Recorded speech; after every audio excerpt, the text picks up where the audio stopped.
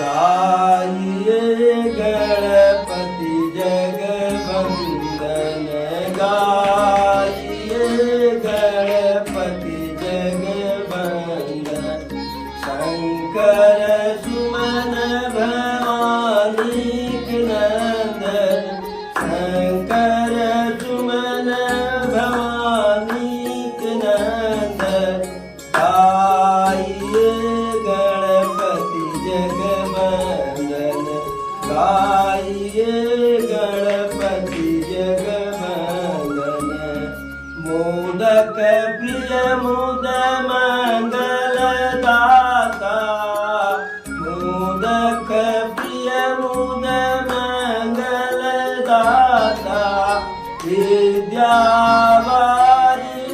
बुद्धि विधाता, मोदक प्रिय मुद मंगल दाता। विद्यावारिधि बुद्धि विधाता। गाइए गणपति जगवंदन, गाइए गणपति जगवंदन। शंकर सुमन भवानी नंदन, गाइए गणपति जगवंदन। सिद्ध सदन गज बदन विनायक, सिद्ध सदन गज बदन विनायक। कृपा सिंधु सुंदर सबलायक, सिद्ध सदन गज बदन विनायक। कृपा सिंधु सुंदर सबलायक। गाइए गणपति जगवंदन, शंकर सुमन भवानी नंदन। मांगत तुलसीदास कर जोरे, मांगत तुलसीदास कर जोरे। बसहु नाथ मानस मोरे, बसहु राम हिय मानस मोरे। मांगत तुलसीदास कर जोरे, बसहु राम हिय मानस मोरे। गाइए गणपति जगवंदन, शंकर सुमन भवानी नंदन। एक बार बोलो गणेश भगवान की जय। श्री रामचंद्र कृपाल भजुम, हरण भव भय दारुणम। नव कंज लोचन कंज मुख कंज पद कंजारुणम। कंदर्प गणित अमित छविन, नील नीरज सुंदरम। पट पीत मानव तड़ित रुचि सुत, नौमि जनक सुतावरम। अजुदीन बंधु दिनेश दान, दैत्य वंश निकंदनम। रघुनंद आनंद कंद कोश, चंद दशरथ नंदनम। इति बदित तुलसीदास संक, शेष मुनि मनरंजनम। मम हृदय कुंज निवास कुरु, समाधि खल दल गंजनम। मम हृदय कुंज निवास कुरु, कामादि खल दल गंजनम। बोलो सियावर रामचंद्र की जय, पवन सुत हनुमान की जय, चारों भैयन की जय। हर हर महादेव। नाथ शंभुधन भंजनिहारा, कोई है कोई एक दास तुम्हारा। आय सुका है कहियक न मोहि, सुनि साई बोले मुनि कोई। जब परशुराम जी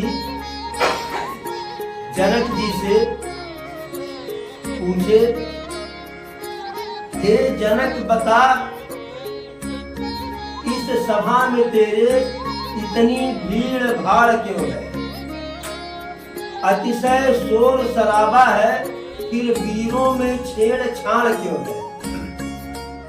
यानी यहाँ जो सभा लगी हुई है, यह क्यों सभा लगी हुई है? और सभा लगी भी हुई है तो जो राजा लोग आए हैं सब में आपस में अफरा तफरी मची हुई, ऐसा क्यों है? क्योंकि उस समय का एक नियम था, परशुराम जी के समय में, किसी भी राजा को, किसी भी क्षत्रिय को अगर अपने यहाँ कोई क्षत्रिय सम्मेलन करवाना होता था तो परशुराम जी से उनको अनुमति लेनी होती थी, जिसको आज के समय में कहते हैं एनओसी, नो ऑब्जेक्शन सर्टिफिकेट। और जनक जी क्षत्रिय थे, प्रायः जितने राजा आए थे रावण को छोड़ करके सबके सब क्षत्रिय थे।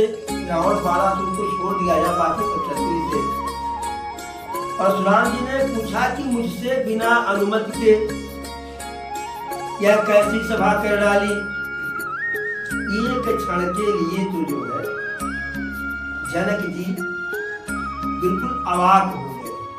जनक जी को नहीं लगा था कि हम यह सब करेंगे तो परशुराम जी भी जान जाएंगे।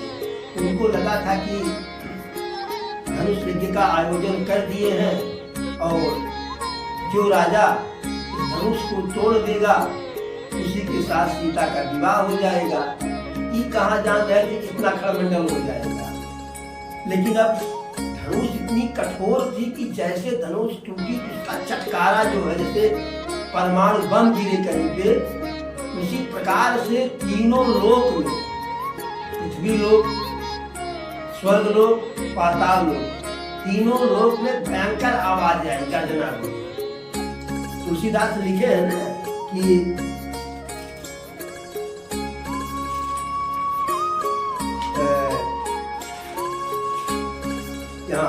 भय भुवन घोर कठोर रव रवि बाज तजी मार्ग चले।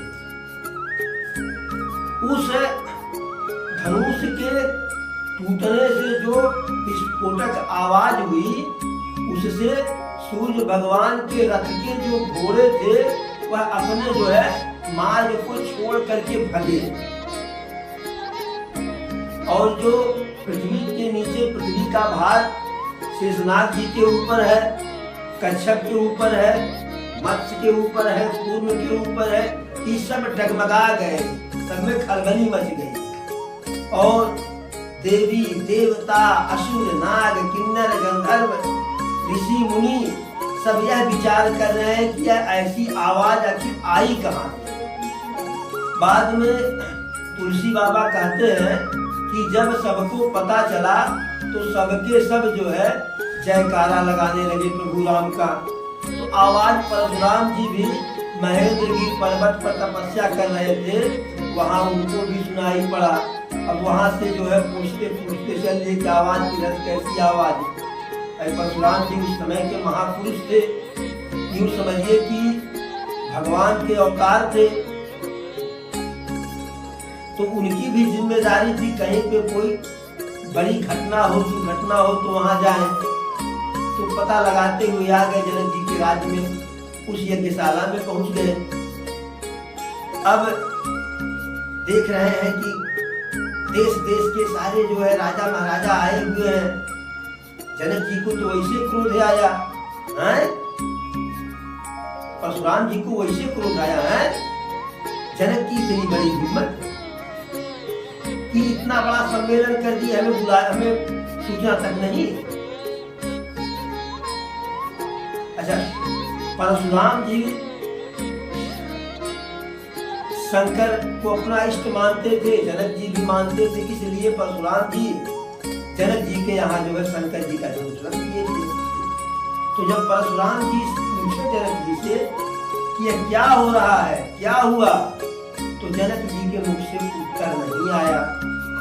और जैसे उत्तर आया सब पका करके धीरे से बोले कि आपका जीवन की धनुष है।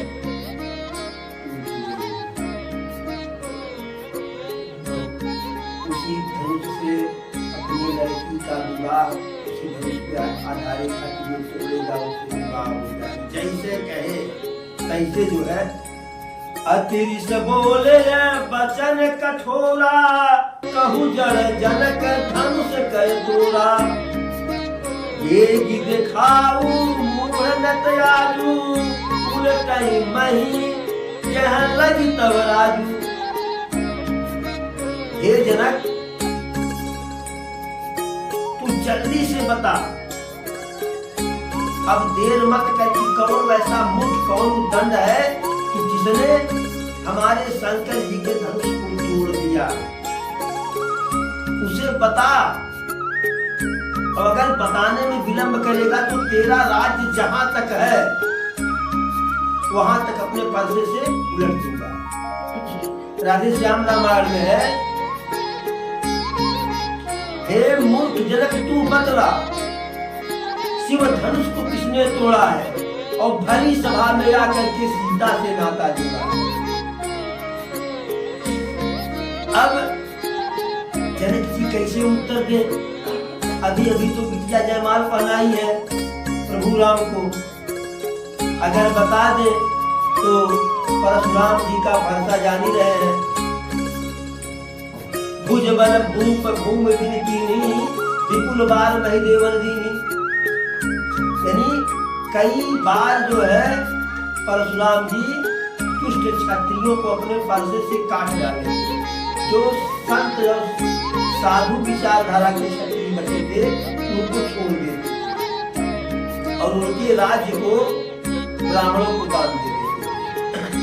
अब सीता जी की महतारी को लगा, सुनैना जी को, कि अब जौन बनल रहा कौन आगे। अब प्रभु जब देखे कि जानकी जी बहुत दुखी है, सास भी दुखी है, ससुर जी भी दुखी है, तो भाई न तो सास ससुर और पत्नी का दुख तब तक कोई देख पा रहा था, न अब तक कोई देख पा रहा है। तब की तो नहीं जानते, अब की तो जानते हैं कि सासू पीरे ससुरा पीरे साला सास। तो प्रभु को लगा